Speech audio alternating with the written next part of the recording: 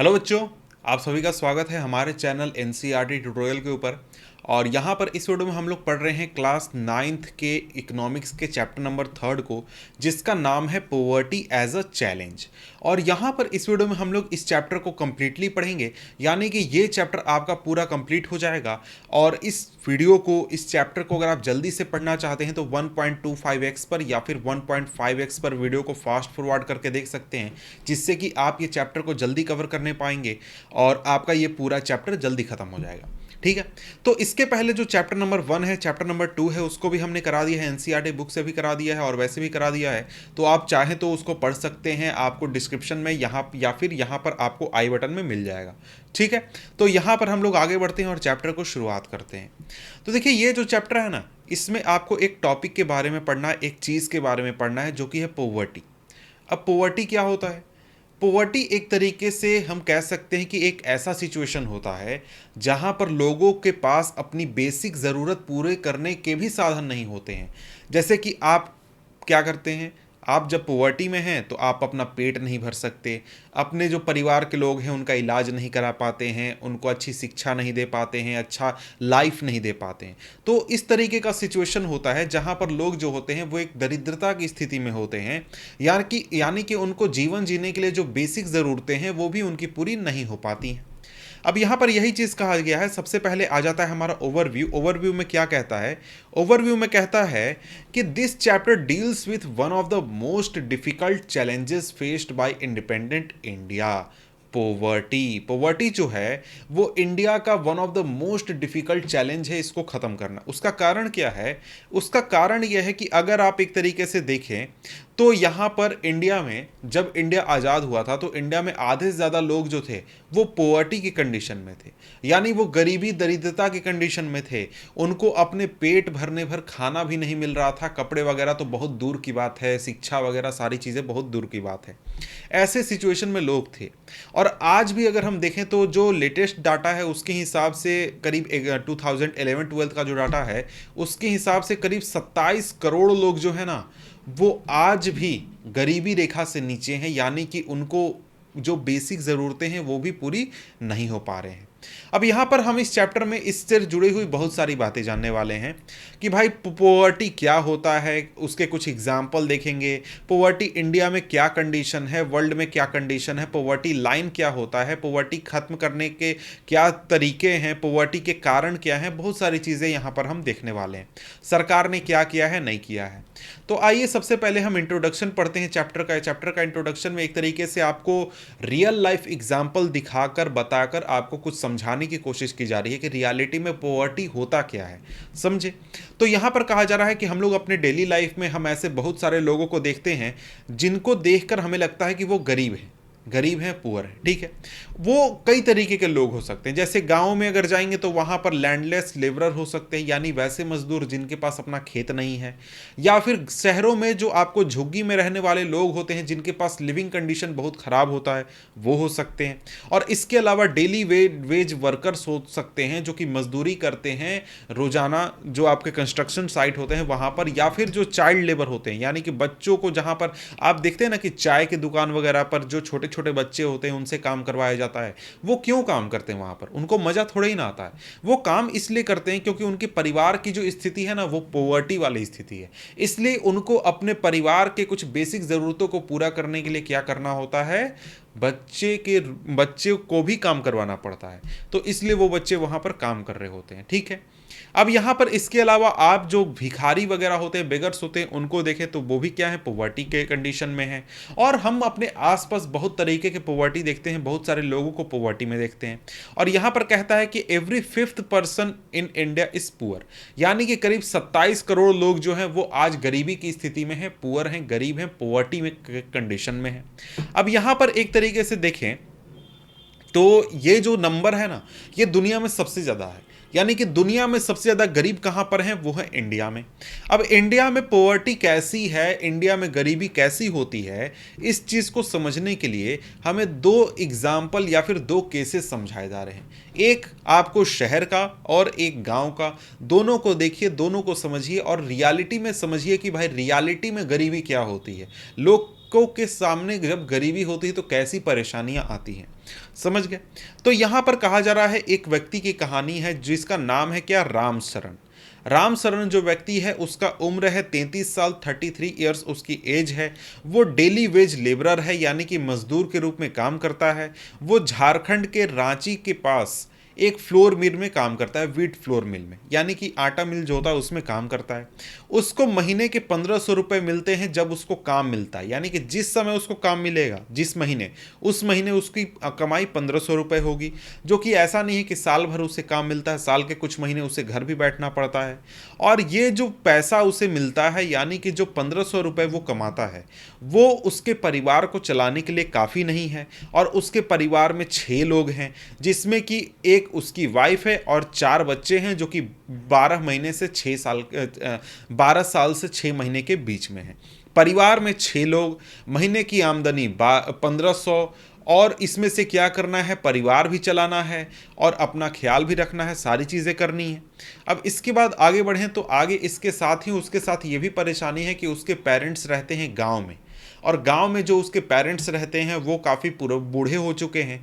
और उनके जो फादर हैं या फिर मदर जो हैं वो रामशरण के ऊपर ही डिपेंड करते हैं, रामशरण और उसके भाई के ऊपर, कि भाई उनके द्वारा जो पैसा आएगा उससे हम अपना खर्चा वर्चा चलाएंगे।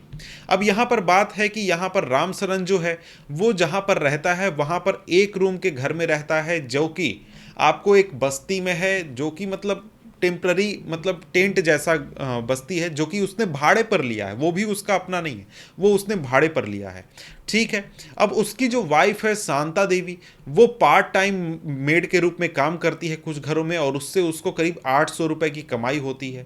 और यहाँ तक की बात ये है ना कि इतनी सारी काम करने के बाद, यानी कि जो रामशरण है वो 1500 रुपये कमाता है, उसकी वाइफ 800 रुपये कमाती है। इन दोनों के काम करने के बाद भी इनके पास इतना पैसा नहीं आता है कि ये आपका भर पेट खुद से भोजन भी करने पाए।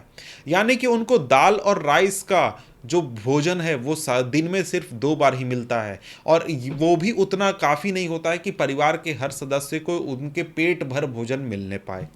इनका जो बड़ा बेटा है, यानी कि जो रामशरण और शांति का, ये हेल्पर के रूप में काम करता है टी शॉप में। मैंने जैसे भी एग्जांपल दिया कि चाय के दुकान में हेल्पर के रूप में काम करता है, और उससे उसको 300 रुपये मिलते हैं, जो कि उसके फैमिली के इनकम में थोड़ा सा एडिशन कर देते हैं। इसके साथ ही जो उसकी 10 महीने की बेटी है वो क्या करती है, अपने छोटे भाई बहन का ध्यान रखती है।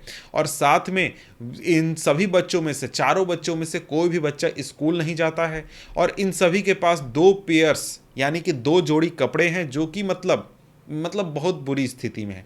और ये जो कपड़े हैं, जो इनके पास कपड़े हैं, वो कई सालों में एक बार खरीदे जाते हैं, जब इनके पुराने कपड़े बहुत ज़्यादा खराब हो जाते हैं। और शूज़ जो हैं यानी जूते जो हैं वो बहुत मुश्किल से, मतलब नसीब किस्मत होगी तब जूते मिलेंगे, ऐसी कंडीशन है। और जो यंगर किड हैं वो अंडर नरिश्ड हैं, यानी कि वो कुपोषण के शिकार हैं। कुपोषण क्या होता है भाई, जब आपके शरीर को जितनी न्यूट्रिशन की रिक्वायरमेंट है वो आपके शरीर को नहीं मिलती है, तो आपका शरीर जो है वो एक तरीके से सिकुड़ जाता है, और वो बहुत हड्डियां दिखने लगती हैं। वो जो शरीर का स्ट्रक्चर होता है, शेप होता है, वो कुपोषण की वजह से होता है। और यहाँ तक कि इस फैमिली के पास हेल्थ केयर जैसी भी कोई सुविधा नहीं है। समझ गए। तो यहाँ पर आगे बढ़ गए, तो यहाँ पर हमने क्या किया, अर्बन सिचुएशन देख लिया। तो अर्बन सिचुएशन हमने देख लिया तो देखा कि भाई कैसा लाइफ है। इनके पास क्या है, इनकम बहुत कम है। इनकम कम होने की वजह से जो इनकी बेसिक ज़रूरतें हैं, बेसिक नीड्स जो हैं, वो भी पूरी नहीं होने पा रही हैं। तो ये अर्बन कंडीशन हो गया। अब हम आते हैं रूरल कंडीशन की ओर, यानी कि गांव में कैसी गरीबी होती है, पॉवर्टी होता है, ये हम ज़रा सा देखते हैं। तो गांव में एक व्यक्ति की कहानी सुनाई गई है जिसका नाम है लखा सिंह, जो कि मेरठ के पास एक गांव का रहने वाला है। उसकी फैमिली जो है, फैमिली के पास कोई भी ज़मीन नहीं है, इसलिए उनको बड़े किसानों के घर पर कुछ काम वगैरह करना पड़ता है। कई बार क्या होता है, काम जो है रेगुलर नहीं मिलता है, और साथ में इनकम भी रेगुलर नहीं होता है। और कई बार क्या होता है कि उनको मात्र 50 रुपये मिलते हैं, जब पूरे दिन वो काम करते हैं उसके बाद उनको मात्र 50 रुपये मिलते हैं। और यहाँ पर मैक्सिमम टाइम क्या होता है कि उनको पैसे नहीं दिए जाते हैं, बल्कि उनको कुछ किलोग्राम वीट या फिर दाल दे दिया जाता है, या फिर कई बार सब्जियां दे दिया जाता है पूरे दिन खेत में या फिर घर में काम करवाने के बाद।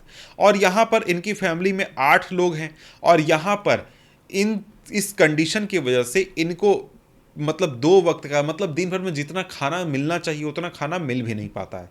लखा जो है वो कच्चा हट में रहता है, यानी कि झोपड़ी में रहता है, और ये शहर के गांव के बाहर वाले इलाके में रहता है। और जो वुमेन है फैमिली की, यानी कि जो परिवार की महिलाएं हैं, वो फॉडर यानी कि चारा काटने में या फिर फायरवुड कलेक्ट करने में अपना टाइम लगाती हैं, अपना सारा काम वगैरह उसी चीज़ में करती हैं। यहाँ इसके अलावा जो लखा सिंह है उसके फादर को टीबी टीबी था, मतलब टीबी की बीमारी थी, ट्यूबरकुलोसिस था, जिससे उनकी मौत हो गई 2 साल पहले। और मौत क्यों हुई? क्योंकि इनके पास पैसे नहीं थे इलाज कराने के लिए। और इसकी मदर जो थी वो धीरे धीरे उसकी भी सिचुएशन ख़राब हो रही है, क्योंकि इसकी मदर को भी यही बीमारी है। और यहाँ तक कि आगे जो बात है कि जो गांव है वहाँ पर एक प्राइमरी स्कूल है, लेकिन लखा वहाँ पर कभी नहीं गया। उसको 10 साल की उम्र में ही काम करना शुरू करना पड़ गया था। और नए क्लोथ्स जो है, नए कपड़े जो हैं, वो कई सालों में एक बार खरीदे जाते हैं। और यहाँ तक कि जो साबुन और तेल है वो भी फैमिली के लिए लग्जरी है। तो 2 कंडीशन आपको यहां पर बताए गए, एक अर्बन और दूसरा रूरल। दोनों कंडीशन में कॉमन क्या था? दोनों कंडीशन में 2 चीजें आप कह सकते हैं कि कॉमन था। पहला तो इनकम इनका काफी लो था, बहुत ज्यादा लो था। दूसरा, इनको जो नीड्स थी, नीड्स इनकी बेसिक नीड्स पूरी नहीं हो रही थी। तो ये 2 कंडीशन आप समझ सकते हैं कि क्या है, कैसी कंडीशन है भाई? पॉवर्टी की कंडीशन है। मतलब जो बेसिक रिक्वायरमेंट्स हैं वो भी परिवार की पूरी नहीं हो रही हैं, जितना उनको खाने पीने परिवार चलाने के लिए बेसिक ज़रूरतें हैं वो नहीं मिल रही हैं। और बेसिक में सबसे बेसिक क्या होता है भाई? खाना होता है। इस परिवार, दोनों परिवारों में आपने देखा कि परिवार के सदस्यों को भरपेट भोजन भी नहीं मिल रहा है। अब यहाँ पर आगे बढ़ें तो आगे यहाँ पर कुछ आपको टॉपिक्स दिए गए हैं आपस में डिस्कशन या फिर सोचने समझने के लिए। तो यहाँ पर कहता है कि study the above cases of poverty and discuss the following issues related to poverty: landlessness, unemployment, size of family, illiteracy, poor health, malnutrition, child labour, helplessness. तो ये सारे टॉपिक्स किस तरीके से पॉवर्टी से जुड़े हुए हैं ये आपको सोचने के लिए कहा जा रहा है।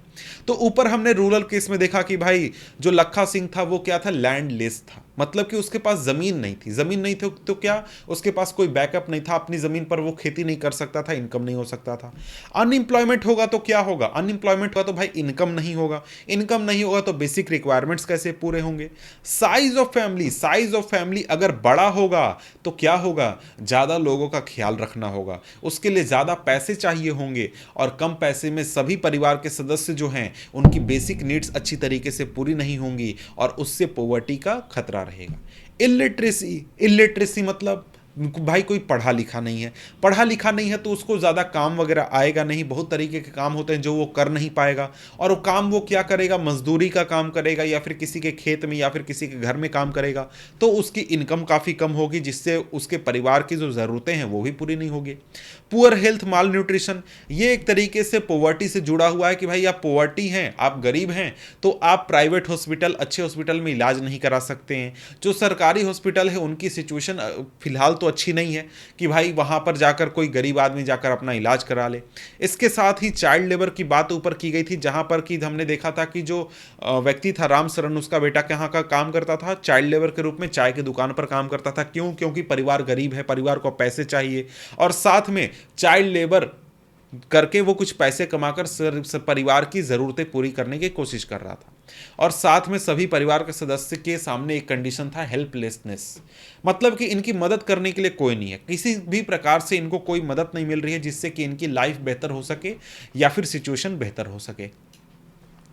अब यहां पर कहता है कि these two typical case illustrate many dimensions of poverty. यहां पर हमने पॉवर्टी के कई तरीके के रूप देखे। They show that poverty means hunger and lack of shelter. Poverty का मतलब क्या? पॉवर्टी का मतलब भूख, मतलब परिवार को बेसिक, कोई भी आदमी जो है उसको बेसिक नीड्स पूरी नहीं हो रही हैं, और साथ में उनके सर पर छत भी अवेलेबल नहीं है, उनके पास रहने के लिए जो घर है वो भी अच्छा नहीं है। और इसके साथ ही आगे, it is also a situation in which parents are not able to send their children to school. इसके साथ ही ये एक ऐसा कंडीशन है पॉवर्टी जहां पर जो पेरेंट्स हैं वो अपने बच्चों को स्कूल नहीं भेजने पाते हैं, एजुकेशन नहीं देने पाते हैं। इसके साथ ही पॉवर्टी एक ऐसा सिचुएशन है जहां पर जो बीमार व्यक्ति हैं वो अपना इलाज नहीं अफोर्ड करने पाते हैं क्योंकि उनके पास इनकम बहुत कम है। इसके साथ ही पॉवर्टी का और मतलब होता है lack of clean water and sanitation facilities, यानी कि अगर आप गरीब हैं तो आप साफ साफ पानी आपको नहीं मिलेगा, साफ सुथरा इन्वायरमेंट नहीं मिलेगा, जिससे कि आपके हेल्थ पर इम्पैक्ट पड़ेगा, जो कि एक तरीके से बुरा चीज़ है। It also means lack of regular job at a minimum decent level. भाई ये तो सबसे बड़ा रीज़न है पॉवर्टी का। कैसे भाई? अगर आपको अच्छा जॉब मिल जाए, अच्छी इनकम हो जाए, तो भाई आप पॉवर्टी में क्यों रहेंगे? आपकी तो बेसिक नीड्स पूरी हो जाएंगी। तो बात यहाँ पर यह है कि पॉवर्टी में क्या होता है कि आपके पास जॉब नहीं होता है, इनकम नहीं होता है, जिसकी वजह से आपकी नीड्स पूरी नहीं होती है और आप जो होते हैं वो पॉवर्टी में होते हैं। इसका मतलब all it means living with a sense of helplessness. मतलब कि जब आपके पास इस तरीके के सारे सिचुएशंस होंगे तो आप मजबूर फील करेंगे, आपके अंदर सेल्फ रिस्पेक्ट नहीं होगा, आप एक खुद को एक बहुत बुरी सिचुएशन में देखेंगे पाएंगे। तो यहाँ पर आगे कहता है कि ये सब तो ठीक है, क्या कंडीशन है ये तो आपने समझ लिया, लेकिन अगर हम समाज के रूप में देखें तो यहाँ पर भी जो लोग होते हैं जो कि गरीब होते हैं, पॉवर्टी की कंडीशन में होते हैं, इनका सिचुएशन इतना ख़राब होता है कि इनको हर जगह पर इल ट्रीट किया जाता है, काफ़ी बुरी तरीके से ट्रीट किया जाता है। चाहे वो फार्म्स में जब काम करते हों, चाहे फैक्ट्री में, गवर्नमेंट ऑफिस में जब जाते हों, हॉस्पिटल में जाते हो, रेलवे स्टेशन जाते हो, हर कंडीशन में इनको क्या किया जाता है? बहुत बुरी तरीके से ट्रीट किया जाता है। तो ये सब कंडीशन देखकर हमें ये समझ में आता है कि कोई भी व्यक्ति हो, चाहे आप हैं, मैं हूं, या कोई भी व्यक्ति हो, आपके आसपास कोई भी गरीब है ना, वो उस कंडीशन में रहना नहीं चाहता है। वो चाहता है कि उसकी लाइफ बेहतर हो जाए। और इस वजह से ये चीज़ जो है इंडिया, यानी जो हमारा देश है, हमारा सरकार है, उसकी प्राइम एक रिस्पॉन्सिबिलिटी भी है, जिम्मेदारी भी है और टारगेट भी है कि क्या करना है। जो मिलियंस ऑफ लोग हैं, करोड़ों की संख्या में जो लोग हैं जो गरीबी में जी रहे हैं, उनके लाइफ को बेहतर बनाना है, उनको गरीबी से बाहर निकालना है। ठीक है। और इसी तरीके से जो महात्मा गांधी थे, उनका भी यही कहना था कि भाई इंडिया जो है वो ट्रूली इंडिपेंडेंट तभी होगा जब इंडिया का जो सबसे गरीब आदमी है, सबसे कोने में बैठा हुआ पिछड़ा हुआ जो आदमी है, वो ह्यूमन सफरिंग से फ्री होगा। उसको जो तकलीफ वगैरह हो रही है उससे वो जब आज़ाद होगा, तभी रियलिटी में वो खुद को मतलब इंडिया खुद को आज़ाद कहने पाएगा। अब यहाँ पर आगे टॉपिक आ जाता है poverty as seen by social scientist. यानी जो सोशल साइंटिस्ट हैं, सोशल साइंटिस्ट कहने का मतलब क्या? वैसे लोग जो कि इस तरीके के सोशल सिचुएशंस वगैरह पर डिस्कशन करते हैं, स्टडी करते हैं और उस पर कुछ अपनी राय रखते हैं या फिर कुछ रूल्स वगैरह बनाते हैं, मतलब इस बारे में जो स्टडी करते हैं उनकी बात हो रही है। तो ये क्या सोचते हैं, ये किस तरीके से इन चीज़ों को देखते हैं? अब यहाँ पर कहता है कि since poverty has many facets, social scientist look at it through variety of indicators. जो सोशल साइंटिस्ट होते हैं वो पॉवर्टी को कई तरीके से देखते हैं, कई तरीके से नापने की कोशिश करते हैं। और उसका कारण क्या है? उसका कारण है कि भाई पॉवर्टी कई तरीके के हो सकते हैं। Usually the indicators used relate to the level of income and consumption. यानी जो जनरली इंडिकेटर यूज किया जाता है पॉवर्टी नापने के लिए या फिर बताने के लिए, उसमें क्या होता है? दो तरीके के इंडिकेटर होते हैं। पहला तो एक होता है जिसमें कि इनकम के लेवल को शो किया जाता है कि एक परिवार, एक व्यक्ति की आमदनी कितनी है। दूसरा कंजम्पशन के लेवल को शो किया जाता है, यानी कि जो एक व्यक्ति है वो कितनी चीज़ों को कंज्यूम कर रहा है। मतलब कि मैं जो हूँ बाजार से कपड़े खरीद रहा हूँ या नहीं, खाना खरीद रहा हूँ या नहीं, या फिर मतलब मैं अपनी ज़रूरत की चीज़ें, कितनी चीज़ें कंज्यूम कर रहा हूँ, अपने ऊपर खर्च कर रहा हूँ। ठीक। लेकिन यहाँ पर बात है कि अब जो है ये थोड़ा सा पैमाना जो है इंडिकेटर वाला, इसको बदलकर नई चीज़ों को ऐड किया गया है। क्या भाई? जैसे इलिटरेसी लेवल, यानी कि जो देश में लोग हैं कितने पढ़े लिखे हैं। General resistance due to malnutrition, यानी कि जो शरीर है वो कितना मजबूत है, जो बीमारी से लड़ने की क्षमता है वो कितनी है। Lack of access to health care, यानी कि इलाज वगैरह की सुविधा परिवार को मिल रहा है या फिर नहीं मिल रहा है। Lack of job opportunities, job वगैरह मिल रहे हैं या फिर नहीं मिल रहे हैं। Lack of access to safe drinking water, साफ सुथरा पानी मिल रहा है या नहीं, और साथ में सैनिटेशन। तो इस तरीके से जो चीज़ें हैं जो कि एक आदमी के जीवन को बेहतर बना सकती हैं या फिर उसके लिविंग स्टैंडर्ड को बेहतर बना सकती हैं, इन चीज़ों को अब इंडिकेटर के रूप में देखा जा रहा है और इसके आधार आधार पर गरीबी या फिर पॉवर्टी को तय करने की कोशिश की जा रही है। Analysis of poverty based on social exclusion and vulnerability is now becoming very common. यानी यहाँ पर दो चीज़ हैं जिसके आधार पर जो पॉवर्टी है उसका एनालिसिस काफ़ी ज़्यादा किया जा रहा है। पहला तो है वल्नरेबिलिटी और दूसरा क्या है, सोशल एक्सक्लूजन। अब ये दोनों क्या चीज़ें हैं, इनको ज़रा सा हमें समझने की ज़रूरत है। तो सबसे पहले हमारे सामने आ जाता है सोशल एक्सक्लूजन। सोशल एक्सक्लूजन का जो कंसेप्ट है वो काफ़ी सिंपल है। इसका सिंपली कहना ये है कि जो पॉवर्टी है वो एक रीज़न से आती है, जिसका रीज़न क्या है कि जो गरीब होते हैं वो दूसरे गरीब लोगों के साथ अब एक ऐसे लोकेलिटी में रहते हैं जहाँ पर जो सुविधाएं हैं वो बहुत ही बुरी हैं या फिर जो लिविंग स्टैंडर्ड है वो बहुत ही बुरा है। मतलब क्या हुआ, मतलब कि भाई देखो, जो अमीर लोग हैं यानी जो बेटर ऑफ लोग हैं, मतलब अमीर कहने का मतलब करोड़पति और अरबपति की बात नहीं हो रही है। नॉर्मल लेवल के जो लोग होते हैं जिनकी इनकम नॉर्मल है, वो एक अलग सोसाइटी में रहते हैं, वो अच्छे सराउंडिंग में रहते हैं। अच्छे सराउंडिंग का मतलब क्या है, वहाँ पर सारी सुविधाएं अवेलेबल हैं, हॉस्पिटल अच्छे हैं, स्कूल अच्छे हैं, वहाँ पर स्ट्रीट साफ हैं, सैनिटेशन है, पानी साफ है, सारी चीज़ें हैं। तो इस तरीके से जो आपके गरीब लोग हैं वो अलग लोकेलिटी में रहते हैं, अमीर लोग अलग लोकेलिटी में रहते हैं, और इससे क्या होता है, सोशल एक्सक्लूजन होता है। सोशल एक्सक्लूजन का मतलब क्या, मतलब कि भाई जो गरीब व्यक्ति है वो वैसे लोकेलिटी में या फिर वैसे सराउंडिंग में नहीं रहता है जहां पर बहुत अच्छे लोग रहते हैं। ठीक है, अब यहाँ पर क्या होता है, ये एक तरीके से कॉज भी हो सकता है पॉवर्टी का, और ये एक कंसिक्वेंस भी हो सकता है पॉवर्टी का। कैसे भाई, तो देखिए, अगर आप देखें तो आप अगर मान लीजिए कि एक ऐसे इलाके में बड़े हुए जहां पर क्या है, जहां पर पॉवर्टी है, और आप एक ऐसे परिवार में जन्म लेते हैं जहां पर पॉवर्टी है, आपका सराउंडिंग में सभी लोग पॉवर्टी में हैं, सभी लोग गरीब हैं, तो आप खुद ब खुद क्या हो जाएंगे, आप खुद ब खुद पॉवर्टी में हो जाएंगे। ठीक है, लेकिन अगर आप ऐसे इलाके में जन्म लेते हैं जो कि वेल ऑफ है, जो कि काफ़ी अमीर वाला इलाका है, तो वहाँ पर आप अगर थोड़े मोड़े स्थिति आपकी ख़राब भी है, तो वहाँ पर क्योंकि आपको सराउंडिंग वैसा मिल रहा है, सुविधाएं ऐसी मिल रही हैं, तो आगे चलकर क्या होगा, आप अच्छी स्थिति में चले जाएंगे। ये एक चीज़ कंसेप्ट है। ठीक है, अब यहाँ पर आगे कहें तो आगे कहता है कि it is a process through which individuals और groups are excluded from facilities, benefits and opportunities that others enjoy. यानी कि ये एक ऐसा प्रोसेस है जिसमें कि जो इंडिविजुअल्स हैं यानी लोग हैं या फिर लोगों का ग्रुप है, उनको ऐसी सुविधाओं से बाहर निकाल दिया जाता है जो कि अच्छे परिवार के लोग, मतलब अच्छे मतलब जो अमीर वगैरह परिवार के लोग होते हैं, वो उसको इस्तेमाल करते हैं। ठीक है, जैसे एग्जाम्पल में आपका पुराना सिस्टम जो हमारे देश में चला करता था वो था कास्ट सिस्टम। कास्ट सिस्टम में क्या होता था कि भाई जो आपके नीचे कास्ट के लोग हैं उनको जो सोशल सर्विसेज हैं, जो सोशल सुविधाएं हैं, उनसे बाहर कर दिया गया था। वो उन सुविधाओं को, चीज़ों को फ़ायदा ले नहीं सकते थे। ठीक है, और ये आज के समय में भी होता है।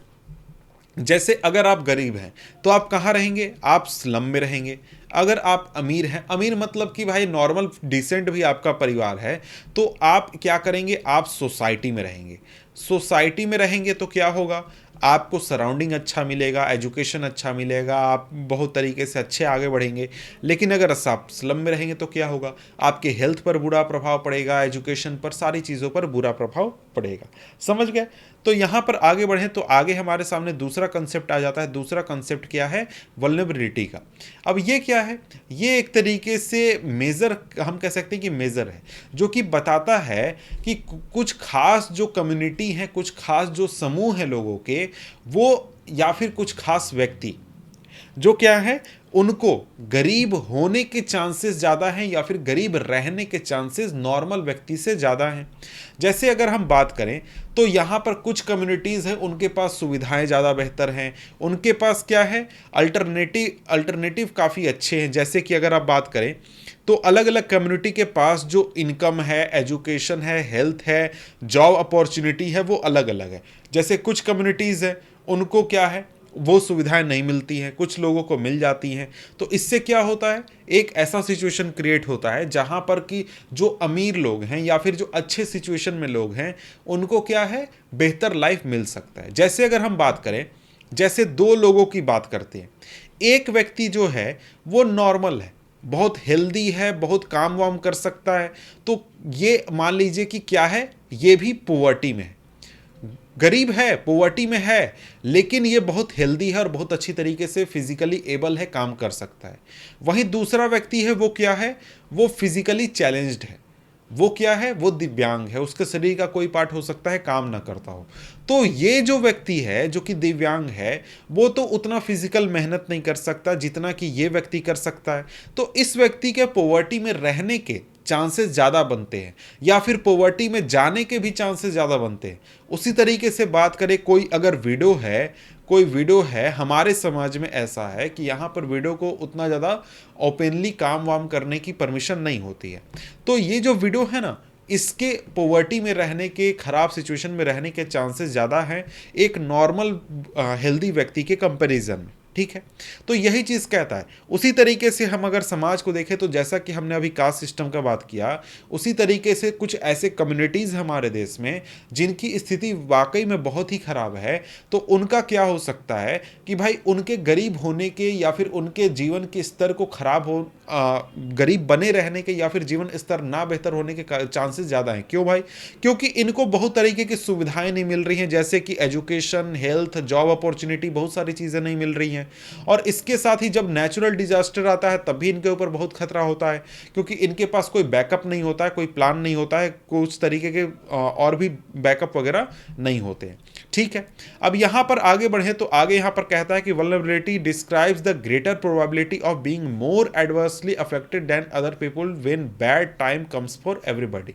यानी कि कई बार क्या होता है कि कुछ बुरे समय आते हैं, सभी लोगों के लिए आते हैं। जैसे कि मान लीजिए कभी बाढ़ आ गया, तो बाढ़ में जो गरीब व्यक्ति है ना, वो ज़्यादा प्रभावित होता है, ज़्यादा परेशान होता है अमीर व्यक्ति के कंपैरिजन में। उसी तरीके से जब मान लीजिए सूखा आ गया तो गरीब व्यक्ति को ज़्यादा नुकसान झेलना होगा। यानी कि जब भी नेचुरल डिजास्टर आएगा, उस कंडीशन में जो आपका पॉवर्टी लाइन में जो लोग हैं, पॉवर्टी लाइन के नीचे, उनकी सिचुएशन बहुत ज़्यादा खराब रहेगी और उसको ज़्यादा सफ़र करना पड़ेगा नॉर्मल व्यक्ति के कंपैरिजन में, एक अच्छे परिवार के सदस्य के कंपैरिजन में। अब इसके बाद आ जाता है टॉपिक पॉवर्टी लाइन। ये पॉवर्टी लाइन क्या होता है? पॉवर्टी लाइन की बात करें तो पॉवर्टी लाइन जो है उसको आपने कई बार सुना होगा, गरीबी रेखा, पॉवर्टी लाइन, पॉवर्टी पॉवर्टी बहुत सुना होगा। अब पॉवर्टी लाइन जो है ना, वो एक तरीका है मापने का कि भाई जो देश है उसमें गरीब कितने हैं, लोग कितने गरीब हैं। अब ये मापने का जो तरीका है, इसमें इनकम या फिर जो आपका कंजम्पशन है, इसके आधार पर तय किया जाता है कि लोग गरीब हैं या नहीं है, कितने गरीब हैं। अब यहाँ पर कहा जा रहा है कि एक व्यक्ति को गरीब हम कब मानेंगे भाई कि वो गरीब है, पॉवर्टी है। यहाँ पर जो व्यक्ति है वो गरीब तब कहलाता है जब उसकी इनकम जो है या फिर जो कंजम्पशन लेवल है वो मिनिमम लेवल से नीचे चली जाती है, जो कि बेसिक नीड्स की पूरा करने की मिनिमम लेवल है। जैसे कि मिनिमम लेवल कहने का मतलब क्या है? मिनिमम लेवल यानी कि जो आपका बेसिक नीड है, बेसिक नीड में क्या आता है? बेसिक नीड में आपका फूड आ जाता है, मेनली इसमें फूड कंसीडर किया जाता है। उसके अलावा अब के समय में क्या है, फूड के अलावा एजुकेशन, डिसेंट लिविंग और भी बहुत सारी चीज़ें इंक्लूड की जाती हैं, लेकिन मेनली फूड कंसीडर किया जाता है। अब बेसिक नीड जो है वो अलग अलग देश में अलग अलग हो सकता है। जैसे हमारे देश में बेसिक नीड माना गया है फूड को, कि भाई आप अगर अपना परिवार का खाना चलाने पा रहे हैं तो आप जो है पॉवर्टी लाइन से नीचे नहीं है, आपको डिसेंट फूड मिल रहा है तो आप पॉवर्टी लाइन से नीचे नहीं है, आप ऊपर आ जाते हैं। लेकिन अलग अलग देशों में अलग अलग क्राइटेरिया है। जैसे कि अगर हम बात करें तो अमेरिका में अगर हो सकता है कि आपके पास कार नहीं है तो आप गरीब हैं, लेकिन अगर कार है तो आप नॉर्मल हैं। वही उसी तरीके से इंडिया में क्या है, इंडिया में अगर आप देखें तो आपको खाना मिलता है तो आप अमीर हैं, खाना नहीं मिलता है तो आप गरीब हैं। अमीर मतलब कि करोड़पति नहीं, नॉर्मल अमीर, नॉर्मल मतलब आप पुअर नहीं है, बस ये समझ लीजिए। अमीर यहाँ मैं कह रहा हूँ तो मतलब आप पुअर नहीं है। ठीक है, यहाँ पर समझ गए आगे क्या हुआ कि भाई अलग अलग देशों में और अलग अलग समय में पॉवर्टी लाइन जो है वो अलग अलग होता है। जैसे कि काफ़ी साल पहले हमारे देश में 5 रुपया भी हुआ करता था पॉवर्टी लाइन, लेकिन आज जो है वो बढ़कर काफ़ी ज़्यादा अमाउंट बढ़ चुका है। तो अलग अलग समय पर पॉवर्टी लाइन जो है वो अलग अलग होती है, क्राइटेरिया अलग अलग होता है, उसको हमेशा अपडेट किया जाता है। अब यहाँ पर देखिए कहा जा रहा है कि पॉवर्टी लाइन जब हम डिटरमाइन करते हैं कि इंडिया में पॉवर्टी लाइन क्या होनी चाहिए, तो पॉवर्टी लाइन कहने का मतलब कि पॉवर्टी लाइन का क्या मतलब, पॉवर्टी लाइन अगर शब्द को हम देखें पॉवर्टी लाइन एक तरीके से इनकम का लेवल है। जैसे कि अगर मान लीजिए कि जो भी व्यक्ति 800 रुपये महीने से कम कमाएगा वो गरीब है, जो ज़्यादा कमाएगा वो क्या है, अमीर है। ये एक सिंपल कंसेप्ट है पॉवर्टी लाइन का। अब आगे बढ़े तो कहता है कि जब हम इंडिया में पॉवर्टी लाइन की बात करते हैं, पॉवर्टी लाइन ड्रॉ करते हैं, पॉवर्टी लाइन तय करते हैं, तो यहाँ पर minimum level of food requirement को ध्यान में रखा जाता है। Clothing, footwear, fuel, light, education, medical requirement, सभी चीज़ों को ध्यान में रखा जाता है। और इन सभी चीज़ों को ध्यान में रखकर ये तय किया जाता है कि हर एक व्यक्ति के लिए ये सारी चीज़ें प्राप्त करने में कितने पैसे लगेंगे, और इन पैसों को फिर तय किया जाता है क्या, आपका पॉवर्टी लाइन, जो मिनिमम अमाउंट है उसको पॉवर्टी लाइन तय किया जाता है। ठीक है, यहाँ पर अगर हम बात करें तो यहाँ पर कहता है कि प्रेजेंट फॉर्मूला जो है फूड रिक्वायरमेंट का, यानी कि कितना एक व्यक्ति को फूड चाहिए, इस रिक्वायरमेंट का जो प्रेजेंट फॉर्मूला है वो कैलोरिक वैल्यू के हिसाब से निकाला जाता है, कि यानी एक व्यक्ति को एक दिन में कितने कैलोरी चाहिए जिंदा रहने के लिए, अपने डेली टास्क को कंप्लीट करने के लिए। अब यहाँ पर जो कैलोरिक वैल्यू है वो क्या होता है, वो एक तरीके से आपको एनर्जी का वैल्यू होता है कि भाई कोई फूड आइटम खाएंगे तो कितना एनर्जी मिलेगा, हम दिन भर काम करेंगे तो कितना एनर्जी खर्च होगा, तो उसको हम कैलोरी में नापते हैं। तो जो अलग अलग फूड आइटम जैसे कि cereals, pulses, vegetable, milk, oil, sugar etcetera, ये सारी चीज़ें आपको कैलोरी प्रोवाइड करती हैं, जिससे कि आपको एनर्जी मिलता है और फिर आप अपने काम काज करने में उस एनर्जी को खर्च करते हैं। और हर व्यक्ति का अलग अलग कैलोरी रिक्वायरमेंट होता है। छोटे बच्चों का कैलोरी रिक्वायरमेंट कम होता है, ज़्यादा बड़े बच्चों का कैलोरी रिक्वायरमेंट ज़्यादा होता है। और ये आपको एज, सेक्स और वर्क के आधार पर भी, मतलब ज़्यादा आप काम कीजिएगा तो आपको ज़्यादा कैलोरी चाहिए, कम काम कीजिएगा तो आपको कम कैलोरी चाहिए। तो अगर हम जनरल बात करें तो जनरल जो क्राइटेरिया है वो इंडिया में है 2400 कैलोरीज हर एक व्यक्ति के लिए एक दिन में रिक्वायर्ड है, आपको देहाती इलाकों में यानी गाँवों के इलाकों में, रूरल एरियाज में। और 2100 कैलोरीज, जो 2100 कैलोरीज हर एक पर्सन के लिए पर दिन अर्बन एरियाज में यानी शहरों में। अब भाई शहरों में कम क्यों, गांव में ज़्यादा क्यों? उसका कारण है कि गांव में जो लोग होते हैं वो आपको फिजिकल वर्क में ज़्यादा इन्वॉल्व होते हैं, फिजिकल एक्टिविटी ज़्यादा करते हैं। शहरों में उतने ज़्यादा फिजिकल एक्टिविटी लोग नहीं करते हैं, जिससे क्या होता है, उनको ज़्यादा आपको कंजम्पशन की ज़रूरत होती है, ज़्यादा कैलोरी की ज़रूरत होती है। लेकिन जो आपको शहरों में लोग होते हैं उनको कम कैलोरी की ज़रूरत होती है। ये जो आपको रिक्वायरमेंट है, ये आपको हमेशा रिवाइज किया जाता है, हमेशा चेक किया जाता है कि लोगों को कितनी ज़रूरत है। और इस हिसाब से 2011-12 में जो पॉवर्टी लाइन है वो तय किया गया था 816 रुपया हर महीना एक रूरल एरिया में एक व्यक्ति के लिए। 816 रुपया अगर वो उसका इनकम है एक महीना में, तो उसको इतना रुपए खर्च करना पड़ेगा अपना बेसिक नीड को पूरा करने के लिए। और शहरों में ये अमाउंट था 1000 रुपया, यानी कि आपको 1000 रुपया हर महीने अगर आपकी इनकम है शहरों में, तो आप अपने फूड आइटम्स की जो रिक्वायरमेंट है उसको पूरा कर सकते हैं, बेसिक नीड्स को पूरा कर सकते हैं। अब यहाँ पर कहिएगा कि सर शहरों में तो कैलोरी वैल्यू जो है वो कम था, रुपया ज़्यादा क्यों लग रहा है? उसका कारण है कि बहुत सारी ऐसी चीज़ें हैं जो कि शहरों में महंगी मिलती हैं और उनके प्राइसेस को इस वजह से क्या किया गया है, बढ़ाकर कैलकुलेट किया गया है। इसलिए आपको शहरों में आपको मनी ज़्यादा लग रहा है लेकिन कैलोरी कम चाहिए। समझ गए? अब यहाँ पर आगे बढ़ें तो आगे यहाँ पर कहता है कि इस तरीके से 2011-12 में जो फैमिली है, एक परिवार का, जिस परिवार में 5 सदस्य हैं, अगर वो देहाती यानी गांव के इलाकों में रहते हैं, तो अगर उनका इनकम 4080 रुपये से कम है हर महीना, तो वो क्या है, गरीब है। उसी तरीके से अगर आप शहरों में बात करें, शहरों में अगर 5 लोगों के व्यक्ति जो हैं, 5 लोगों के जो परिवार हैं, उनकी इनकम अगर 5000 से कम है हर महीना, तो वो क्या है, गरीब है। तो ये आपको पॉवर्टी लाइन इस तरीके से तय किया जाता है और इसको आपको सैंपल सर्वे करके हर 5 साल में रिवाइज किया जाता है। और ये सैंपल सर्वे किया जाता है NSSO के द्वारा, नेशनल सैंपल सर्वे ऑर्गेनाइजेशन। तो देखिए, इस तरीके के जितने भी आपको शॉर्ट टर्म मिलेंगे वो सारे इंपॉर्टेंट क्वेश्चन हैं, सारे इंपॉर्टेंट क्वेश्चन बनते हैं। और भी बहुत सारे क्वेश्चन बनते हैं। वैसे तो आपको इस चैप्टर से बहुत ईजी क्वेश्चन वगैरह बनेगा कि यहाँ पर आपका क्या बन जाएगा, व्हाट इज पॉवर्टी लाइन, ये भी आपका एक क्वेश्चन बनता है। इसके बाद बात करें तो पॉवर्टी जो है उसके आपको यहाँ पर क्या कॉजेज़ हो सकते हैं, तो कॉजेज़ तो आगे वैसे हमको देखने हैं अच्छी तरीके से डिटेल में, और भी कई सारे क्वेश्चन बनते हैं, तो उसको मैं क्या करूँगा अलग से जब हम क्वेश्चन आंसर का वीडियो करेंगे वहाँ पर आपको अच्छी तरीके से बता देंगे। यहाँ पर हम लोग आगे अपने चैप्टर पढ़ने पर ध्यान देते हैं। तो यहाँ पर कह रहा है कि देखो इंडिया में तो एनएसएसओ काम करता है हमारा सर्वे वगैरह करने के लिए, लेकिन जब हम इंटरनेशनल कंट्रीज़ को कंपेयर करते हैं, अलग अलग देशों को कंपेयर करते हैं, तो वहाँ पर इंटरनेशनल ऑर्गेनाइजेशन जो है जैसे कि वर्ल्ड बैंक, वो एक यूनिफॉर्म स्टैंडर्ड को फॉलो करती हैं, और ये यूनिफॉर्म स्टैंडर्ड है पॉवर्टी लाइन का, वो है अब फिलहाल के लिए है $1.90, यानी कि करीब $2 अगर आप एक व्यक्ति एक दिन में कमाता है तो वो क्या है, वो पॉवर्टी लाइन के ऊपर है। समझ गए, ये क्राइटेरिया यूज़ किया जाता है। इसके बाद है पॉवर्टी एस्टिमेट, यानी कि पॉवर्टी में कितने लोग हैं, कहाँ हैं, कैसे, ये सारी चीज़ें बात कही जा रही है।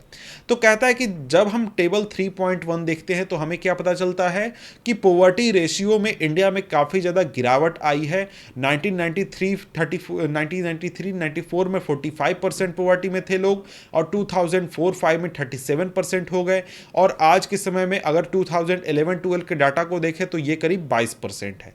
तो ये काफ़ी ज़्यादा गिरावट आई है, और अगर इस हिसाब से चले तो कुछ सालों में ये संख्या जो है वो 20% से भी नीचे आ सकती है। लेकिन यहाँ पर जो चीज़ है वो है कि भाई हमें और ज़्यादा सुधार करने की ज़रूरत है। तो इसी डाटा की बात की जा रही है कि भाई देखो 1993-94 में गाँवों में 50% लोग पॉवर्टी में थे, शहरों में 32%, कुल मिलाकर कितने 45%। और अगर हम बात करें तो जो नंबर करीब 40 करोड़ था, लेकिन आज अगर 2011-12 देखें तो करीब 26%, शहरों में 14% और कुल मिलाकर 22%, और संख्या जो है वो करीब 27 करोड़ है आज के समय में। ठीक है, तो ये डाटा आपका हो गया। इसके बाद आ जाता है नेक्स्ट टॉपिक। ये टॉपिक क्या है, वल्नरेबल ग्रुप्स है। वल्नरेबल ग्रुप्स को अब हम क्या करते हैं, पढ़ लेते हैं। तो यहाँ पर हमें पढ़ना है इस टॉपिक में कुछ ग्रुप्स के बारे में। कौन से ग्रुप्स भाई, ऐसे ग्रुप्स के बारे में जिनके ज़्यादा चांसेस हैं पॉवर्टी लाइन के नीचे होने के, और उनकी सिचुएशन भी और दूसरे लोगों से ज़्यादा खराब है। मतलब क्या, मतलब कि पॉवर्टी लाइन के नीचे अगर लोगों को हम देखें तो उसमें कुछ ऐसे समूह हैं, सोशल ग्रुप्स ऐसे हैं जिनके लोगों की संख्या प्रोपोर्शन जो है वो काफ़ी ज़्यादा हमें देखने को मिलती है। जैसे कि अगर हम बात करें जो ग्रुप है शेड्यूल्ड कास्ट का, यानी कि जो दलित समूह के लोग हैं, इसके अलावा शेड्यूल्ड ट्राइब जो ग्रुप हैं, यानी शेड्यूल्ड ट्राइब के जो लोग हैं, इनके ज़्यादा चांसेस आपको दिखेंगे, या फिर इनके ज़्यादा संख्या में लोग दिखेंगे पॉवर्टी लाइन के नीचे। इसी तरीके से हम अगर बात करें तो इसी तरीके से जो आपके, एक second, The most vulnerable groups are the rural agricultural households and the urban casual labor households। यानी कि अगर हम इकोनॉमिक ग्रुप में बात करें, यानी पैसे के मामले में बात करें, समाज के मामले की बात ना करें, तो हमें जो वो समूह है, यानी कि जो आपको मजदूरी का काम करते हैं, खेतों में मजदूरी का काम करते हैं, लैंडलेस लेबरर्स होते हैं गांव में, वो ज़्यादा गरीब होंगे। और वहीं शहरों में जो आपके जो कैजुअल लेबर होते हैं, जो कि मजदूरी का काम शहरों में करते हैं, इनके ज़्यादा चांसेस हैं गरीब होने के, ये ज़्यादा संख्या में गरीब हैं।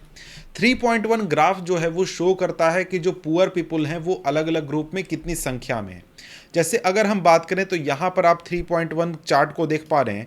इस 3.1 टेबल में देख पा रहे हैं, क्या देख पा रहे हैं कि भाई रूरल एरिया में कितने लोग हैं, अर्बन एरिया में कितने लोग हैं। इसके हिसाब से अगर हम देखें तो सॉरी, ये टेबल 3.1 है, यहाँ पर चार्ट 3.1 सॉरी ग्राफ 3.1 ये वाला है। ये शो कर रहा है कि 2011-12 में कौन कौन से वल्नरेबल ग्रुप्स हैं, उनकी संख्या कितनी है। शेड्यूल्ड ट्राइब्स को देख सकते हैं कि कुल मिलाकर जो आपके 100 में से 43%, यानी कि 43% जो शेड्यूल्ड ट्राइब्स हैं वो क्या हैं, पॉवर्टी लाइन के नीचे है, यानी कि पॉवर्टी की कंडीशन में है। 29% शेड्यूल कास्ट जो है वो पॉवर्टी कंडीशन में है। इसके अलावा 22% इंडिया ओवरऑल, इंडिया सभी कास्ट सभी ग्रुप्स को लेकर क्या है, 22% एवरेज है हमारा पॉवर्टी का लेवल। इसके अलावा रूरल एरिया में जो कैजुअल लेबर फार्म होते हैं, यानी कि फार्म में जो खेती करते हैं, वो आपके होते हैं 34%। अर्बन एरिया में कैजुअल लेबर जो होते हैं वो भी 34%। तो अलग अलग ग्रुप के देख सकते हैं कि सोशल कंडीशन कैसी है। तो वहीं आपको साफ दिख रहा है कि भाई इंडिया का जो एवरेज है, जो कि सभी कास्ट वगैरह को मिलाकर जो एवरेज है, उसके कंपैरिजन में शेड्यूल कास्ट का ज़्यादा है, और उनसे भी काफ़ी ज़्यादा शेड्यूल ट्राइब का आपको नंबर दिखेगा पॉवर्टी लाइन के नीचे के कंडीशन में। ठीक है, यहां पर यही चीज़ कहता है कि 43 out of 100 people belonging to scheduled tribes are not able to meet their basic needs. Similarly 34% of casual workers in urban areas are below poverty line. 34% जो आपके अर्बन एरिया में वर्कर्स हैं वो आपके पॉवर्टी लाइन के नीचे हैं। इसी तरीके से 34% जो कैजुअल लेबर हैं जो कि आपके रूरल एरियाज़ में हैं वो क्या है, पॉवर्टी लाइन से नीचे हैं। और 29% जो शेड्यूल कास्ट के लोग हैं वो क्या है, गरीब हैं, यानी कि पॉवर्टी लाइन से नीचे अपना जीवन व्यतीत करते। सिंपल मतलब क्या है, सिंपल मतलब है कि भाई बेसिक नीड्स जो है ना, वो इनकी बेसिक नीड्स पूरी नहीं हो पा रही है। भर पेट यानी कि अच्छा खाना जिसमें कि सारे न्यूट्रिशन होते हैं, वैसा फूड इनको नहीं मिलने पा रहा है। हेल्दी डाइट नहीं है, जो सराउंडिंग है वो अच्छा नहीं है, लिविंग स्टैंडर्ड अच्छा नहीं है, कुछ तरीके सभी तरीके से इनकी स्थिति अच्छी नहीं है। समझ गए। अब यहाँ पर एक और कंडीशन आता है जिसमें कि क्या है कि कोई व्यक्ति क्या हो सकता है कि वो लैंडलेस कैजुअल वेज लेबरर भी हो सकता है, और इसके अलावा वो डिसएडवांटेज सोशल ग्रुप से भी हो सकता है। मान लीजिए कि कोई व्यक्ति है जो कि शेड्यूल ट्राइब से बिलोंग करता है और उसके पास ज़मीन भी नहीं है, वो खेत मजदूरी करने का काम करता है, तो उसकी सिचुएशन और भी ज़्यादा ख़राब हो जाती है, क्योंकि वो दो प्रकार के जो आपके कंडीशन हैं पॉवर्टी के वो एक साथ वो झेल रहा है। तो इससे जो उसकी चांसेस है या फिर लाइफ है उस पर और भी ज़्यादा इम्पैक्ट पड़ता है। यहाँ पर आगे कहें तो यहाँ पर आगे यही चीज़ कहता है कि जो आप नंबर देख रहे हैं शेड्यूल कास्ट में गरीबों की संख्या, शेड्यूल ट्राइब में गरीबों की संख्या, वो काफ़ी ज़्यादा है, और उससे हमें प्रॉब्लम का सीरियसनेस समझ में आता है कि कितनी संख्या में लोग गरीब हैं या फिर प्रॉब्लम है। और हाल के कुछ स्टडीज़ ने ये बताया है कि जो शेड्यूल ट्राइब्स हैं उनमें शेड्यूल ट्राइब को छोड़कर बाकी जितने भी ग्रुप्स हैं, चाहे वो शेड्यूल कास्ट हो, रूरल एग्रीकल्चर लेबरर हो या फिर अर्बन कैजुअल लेबरर हो, ये जो हैं ये इनमें पॉवर्टी का डिक्लाइन हुआ है, यानी पॉवर्टी कमी हुई है 1990 से। लेकिन शेड्यूल्ड जो ट्राइब हैं उनमें उतना ज़्यादा फर्क देखने को नहीं मिला है। जितने गरीब पहले थे उतने ही गरीब आज भी हैं। ठीक है, आगे कहता है कि apart from these social groups there is also inequality of income within a family, यानी परिवार के अंदर भी इनकम का इनइक्वालिटी होता है। उसका कारण क्या होता है कि भाई जो अमीर परिवार है तो उनका तो छोड़ो, उनका बात नहीं करते हैं। गरीब परिवार का अगर हम बात करें, गरीब परिवार में मान लो कि भाई सही बात है कि भाई पैसे इनकम कम है तो सभी लोगों को परेशानी है, लेकिन कुछ लोग होते हैं गरीब परिवार में जिनको ज़्यादा परेशानी होती है। जैसे कभी कभी क्या होगा कि मान लीजिए कोई बूढ़ा व्यक्ति है गरीब परिवार में, उसका इलाज अगर करवाना है और परिवार के पास पैसे नहीं हैं तो इलाज पर उतना ज़्यादा ध्यान नहीं दिया जाता है। या फिर जो महिलाएं हैं परिवार की, उनके इलाज पर, एजुकेशन पर और भी न्यूट्रिशन वगैरह पर उतना ज़्यादा ध्यान नहीं दिया जाता है। घर के जो बच्चे होते हैं जिसमें कि लड़के होते हैं, मेल बच्चे होते हैं, उन पर ज़्यादा ध्यान दिया जाता है, बच्चियों पर कम ध्यान दिया जाता है। तो इस तरीके के जो सिचुएशन है ना, ये भी एक तरीके से शो करता है कि जो आपको इनकम इनइक्वालिटी है वो आपको परिवार में भी देखने को मिल जाती है। अब यहाँ पर आपको शिवरमन के बारे में एक कहानी है। एक व्यक्ति है जो कि कॉबलर का काम करता है। इसके बारे में बताया गया कि एक छोटे से गांव में रहता है तमिलनाडु के पास करूर में, और यहाँ पर इस इलाके में हैंडलूम, पावरलूम के फैब्रिक्स के काफ़ी सारे फैक्ट्रियाँ वगैरह हैं, और यह मतलब कि ये चीज़ काफ़ी फेमस है ये इलाका इस काम के लिए। 100 परिवार जो है वो गाँव में रहते हैं, और ये जो हैं ये एग्रीकल्चर लेबर के रूप में काम करता है। जो शिवरमन है ये एग्रीकल्चर लेबर के रूप में काम करता है, और हर दिन इसको 160 रुपये मिलते हैं, लेकिन इसको ये काम साल में सिर्फ 5-6 महीने मिलता है, और कई बार इसको शहर में जाकर कई अलग अलग तरीके के काम करने पड़ते हैं। और इसकी जो वाइफ है शशिकला, वो भी इसके साथ काम करती है, लेकिन उसको काम बहुत कम मिलता है, और उसको वेतन भी मात्र 100 रुपये पर दिन मिलता है। जितना काम शिवरमन करता है उतना ही उसकी वाइफ करती है, लेकिन वाइफ को वेतन भी कम मिलता है। और कई और भी परेशानियां हैं, जैसे कि शिवरमन के परिवार में 8 कुल मिलाकर मेंबर्स हैं। शिवरमन के शिव रमन की जो माँ है उसकी उम्र 65 साल है, उसके फादर का देहांत हो चुका है और उसकी माँ बीमार भी है, और उसको अपनी डेली जो काम वगैरह है, डेली लाइफ चलाने के लिए मदद की ज़रूरत होती है। और इसके साथ ही शिव रमन की 25 साल की बहन है जिसकी शादी नहीं हुई है, 4 बच्चे हैं जो कि 1 साल से 16 साल के बीच में है, 3 इसमें से बच्चियां हैं और जो सबसे छोटा है वो बेटा है। और कोई भी लड़कियां जो है वो स्कूल नहीं जाती हैं। किताब खरीदना, स्कूल जाना लड़कियों के लिए लग्जरी है, जो कि वो उसके लिए, शिव रमन के लिए पॉसिबल नहीं है करना। और आगे चलकर क्या करना है, उसको इन बच्चियों की शादी भी करनी है। इस वजह से उनके एजुकेशन पर ही शिव रमन खर्च नहीं करना चाहता है।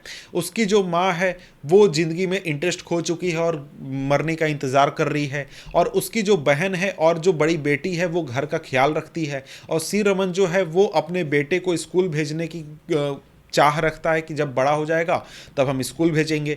उसकी बहन जो है और उसकी वाइफ जो है उसमें बनती नहीं है, दोस्ती नहीं है, मतलब कि झगड़ा वगैरह चलता है। शशिकला जो है शशिकला जो है शिव रमन की बहन को बोझ के रूप में देखती है, लेकिन शिव रमन जो है अपनी बहन के लिए अच्छा दूल्हा नहीं ढूंढने पा रहा क्योंकि उसके पास पैसा नहीं है। और यहाँ पर इन सभी चीज़ों की वजह से जो फैमिली है उसको 2 मील्स, मतलब कि दिन में 2 वक्त की रोटी भी मिलना मुश्किल है। शिव रमन जो है वो कभी कभी दूध ले आता है अपने बच्चे के लिए, मतलब कि बाकी परिवार में छोड़कर सिर्फ अपने बेटे के लिए दूध ले आता है। ठीक है, तो ये एक कंडीशन आपको दिखाया गया कि जहां पर एक व्यक्ति है उसके लाइफ में क्या क्या कंडीशन होते हैं, क्या परेशानियां वगैरह होती हैं। अब आगे हमारे सामने टॉपिक आ जाता है इंटर स्टेट डिस्पैरिटीज। तो यहां पर हम पॉवर्टी को कई रूप में देख रहे हैं। अभी तक हमने पॉवर्टी में क्या देखा, हमने सोशल देखा कि भाई जो शेड्यूल कास्ट है, शेड्यूल ट्राइब है, उनके ज़्यादा चांसेस है पॉवर्टी के, उनमें उनमें जो मेंबर्स हैं इस कम्युनिटी के वो ज़्यादा गरीब होते हैं, ज़्यादा पॉवर्टी उनके फैमिलीज़ में देखने को मिलती है। इसके अलावा और भी चीज़ें हमने देखी, पॉवर्टी लाइन क्या होता है, ये सारी चीज़ें समझ ली। अब हम देखने वाले हैं कि जो अलग अलग स्टेट हैं उनके बीच में भी डिस्पैरिटी है। कोई स्टेट में जो पॉवर्टी है वो ज़्यादा है, किसी स्टेट में पॉवर्टी कम है। तो यहाँ पर यही चीज़ कहा जा रहा है कि हर स्टेट में जो पुअर लोगों का प्रोपोर्शन है वो सेम नहीं है, कहीं पर ज़्यादा है कहीं पर कम है। यहाँ पर अगर हम देखें तो जो स्टेट लेवल पॉवर्टी है उसमें काफ़ी ज़्यादा डिक्लाइन हुआ है पिछले कुछ सालों में। लेकिन अगर हम देखें तो जो सक्सेस रेट है, यानी कि पॉवर्टी में जो डिक्लाइन है वो अलग अलग स्टेट में अलग अलग है। जैसे अगर हम बात करें तो यहाँ पर आपको मध्य प्रदेश, असम, उत्तर प्रदेश, बिहार, उड़ीसा, यहाँ पर पॉवर्टी लेवल जो है वो काफ़ी ज़्यादा है। और वहीं पर अगर हम बिहार, उड़ीसा को देखें तो ये इंडिया में सबसे ज़्यादा गरीब राज्य हैं जहाँ पर गरीबों की संख्या सबसे ज़्यादा है। बिहार में 33.7% और इसके साथ उड़ीसा में 32.6%। और इसके साथ ही अगर हम बात करें तो रूरल पॉवर्टी जो है उसके साथ ही अर्बन पॉवर्टी काफ़ी ज़्यादा हाई है उड़ीसा में, मध्य प्रदेश, बिहार और उत्तर प्रदेश में। और इसके साथ ही कई सारे ऐसे इलाके हैं जहां पर डिक्लाइन पॉवर्टी में बहुत ज़्यादा देखने को मिला है, जैसे कि केरल, महाराष्ट्र, आंध्र प्रदेश, तमिलनाडु, गुजरात, वेस्ट बंगाल, और यहाँ पर पंजाब और हरियाणा को भी शामिल किया जाता है। तो जो पंजाब और हरियाणा हैं इन्होंने अपने स्टेट में जो पॉवर्टी में कमी की है वो की है खेती की मदद से, बहुत ज़्यादा खेती को बढ़ावा देकर। इसके अलावा केरल ने क्या किया, ह्यूमन रिसोर्स डेवलपमेंट पर काफ़ी ज़्यादा फोकस किया। और वेस्ट बंगाल में लैंड रिफॉर्म करके क्या किया गया, जो पॉवर्टी है उसको कम किया गया, पुअर लोगों की संख्या कम की गई। आंध्र प्रदेश और तमिलनाडु में पब्लिक डिस्ट्रीब्यूशन जो है उसकी मदद से क्या किया गया, पॉवर्टी को कम करने में मदद मिला। अब यहाँ पर आगे आ जाता है टॉपिक ग्लोबल पॉवर्टी सिनेरियो, मतलब पूरे दुनिया में पॉवर्टी को लेकर क्या कंडीशन है, ये चीज़ हम देखने वाले हैं। अब यहाँ पर कहता है कि अलग अलग देशों में अलग अलग जो प्रोपोर्शन है लोगों का एक्सट्रीम पॉवर्टी में, एक मतलब कि एक्सट्रीम कंडीशन जहाँ पर बहुत बुरी हालत है वो अलग अलग है। अब यहाँ पर वर्ल्ड बैंक के हिसाब से जो पॉवर्टी का क्राइटेरिया है वो है $1.90 पर डे, यानी कि $1.90 पर डे। ये क्राइटेरिया है। ये लगभग आपका हो जाता है कि करीब 150 रुपये के, अगर आप एक व्यक्ति एक दिन में कमाता है या फिर उसके ऊपर एक मतलब उतना ज़रूरत है उसको अपनी जो डेली नीड्स है उसको पूरा करने के लिए। और इस हिसाब से देखें तो 1990 से 2015 के बीच में जो पॉवर्टी है वो काफ़ी ज़्यादा कम हुई है। वर्ल्ड बैंक के इस क्राइटेरिया के हिसाब से 1990 में पॉवर्टी थी 36% वर्ल्ड में, और 2015 में हो चुका है ये मात्र 10%। और अगर हम बात करें तो रिडक्शन जो ग्लोबल पॉवर्टी है वो काफ़ी ज़्यादा हुआ है, लेकिन अलग अलग इलाकों में ये रिडक्शन काफ़ी मतलब अलग अलग हुआ है। जैसे अगर हम बात करें जो चाइना है और साउथ ईस्ट एशिया कंट्रीज़ हैं, वहाँ पर आपको इकोनॉमिक ग्रोथ बहुत ज़्यादा हुआ है और मैसिव इन्वेस्टमेंट हुआ है ह्यूमन रिसोर्स डेवलपमेंट में। ह्यूमन रिसोर्स डेवलपमेंट क्या होता है वो आपने पढ़ा होगा, तो यहाँ पर या नहीं पढ़ा होगा तो शायद आपको नेक्स्ट क्लास में पढ़ना है, ठीक है। तो यहाँ पर आपको इन इलाके में अगर हम देखें तो जैसे चाइना में जो पुअर्स की संख्या है वो 88% से घटकर, जो कि 1981 में थी, उससे 2008 में मात्र 14.7% हो चुकी थी, और साथ में 2019 में जाकर 0.6% लोग जो थे वो पॉवर्टी के कंडीशन में थे, गरीब थे। उसी तरीके से जो साउथ एशिया में कौन से देश, इंडिया, पाकिस्तान, श्रीलंका, नेपाल, बांग्लादेश, भूटान, यहाँ पर भी डिक्लाइन काफ़ी ज़्यादा हुआ है पॉवर्टी में। लेकिन इसके अलावा अगर हम देखें तो यहाँ पर उतना ज़्यादा डिक्लाइन नहीं हुआ जितना कि चाइना में हुआ है। 2005 में पॉवर्टी थी 34% और 2014 में ये पॉवर्टी थी 15%। और यहाँ पर अगर हम देखें तो जो पुअर का परसेंटेज है, गरीबों की परसेंटेज है देश में, ये तो कम हुआ है और इसके साथ ही नंबर भी काफ़ी ज़्यादा कम हुआ है। 2005 में कुल मिलाकर गरीबों की संख्या कितनी थी, 510 मिलियन, मतलब 51 करोड़, और अभी कितनी है, 27 करोड़। और यहाँ पर क्या है कि यहाँ पर कि भाई बात है कि जो पॉवर्टी लाइन का डेफिनेशन है वो कई सारे अलग अलग हैं। जैसे वर्ल्ड बैंक का अलग है, भारत सरकार का अलग है। इस वजह से क्या होता है कि जो इंडिया में पॉवर्टी है वो ज़्यादा दिखता है नेशनल एस्टीमेट से, मतलब कि जितना सरकार नेशनल एस्टीमेट होता है उससे ज़्यादा हमें देखने को मिलता है, क्योंकि हमारा क्राइटेरिया अलग है। वर्ल्ड बैंक के हिसाब से देखें तो करीब 150 रुपया पर डे पर पर्सन इंटू 30, मतलब कि 4500 रुपया हर व्यक्ति को कमाना होगा हर एक महीना में। एक महीना में एक व्यक्ति का इतना खर्च होगा, इससे कम अगर उसका इनकम है, एक व्यक्ति इनकम, तो उस हिसाब से अगर 4 लोगों का परिवार है तो वो कितना हो जाएगा, ये आपको 18,000 हो जाएगा। अगर आप 18,000 से कम आपका परिवार कमा रहा है 4 लोगों का, तो आप क्या है, वर्ल्ड बैंक के हिसाब से आप पॉवर्टी में है। लेकिन इंडियन गवर्नमेंट के हिसाब से क्या है, अर्बन एरियाज में 5,000 क्राइटेरिया है, जिसके हिसाब से अगर आपका परिवार 5,000 से कम कमा रहा है तो तब आप पॉवर्टी में। तो अलग अलग क्राइटेरिया की वजह से नंबर जो है वो काफ़ी अलग अलग होते हैं, और इस वजह से अगर हम बात करें तो इंडिया का नंबर आपको कई प्रकार का कई जगहों पर अलग अलग देखने को मिलेगा। इंडियन गवर्नमेंट का अलग मिलेगा, वह आपको वर्ल्ड बैंक वगैरह का अलग डाटा मिलेगा। इसके अलावा कहा जा रहा है कि सब सहारन अफ्रीका, मतलब कि सहारा वाले पार्ट का जो अफ्रीका है वहाँ पर पॉवर्टी है वो डिक्लाइन हुई है 51% से 40% तक। 51% 2005 में था और 40% 2018 में था। लैटिन अमेरिका में जो रेशियो है पॉवर्टी का वो 10% था 2005 में, और 2018 में आपका है 4%। पॉवर्टी जो है वो कई सारे इलाकों में फिर से आ चुकी है, जैसे कि रशिया, जहां पर पॉवर्टी पहले नहीं थी, लेकिन अब यहां पर क्या है, ये पॉवर्टी आ चुकी है, क्योंकि पहले यहां पर सोशलिस्ट कंट्री हुआ करता था, पॉवर्टी वाला कंसेप्ट यहां पर नहीं कैलकुलेट वगैरह किया जाता था, लेकिन अब उसको कैलकुलेट किया जाता है, तो यहां पर पॉवर्टी फिर से आ चुकी है।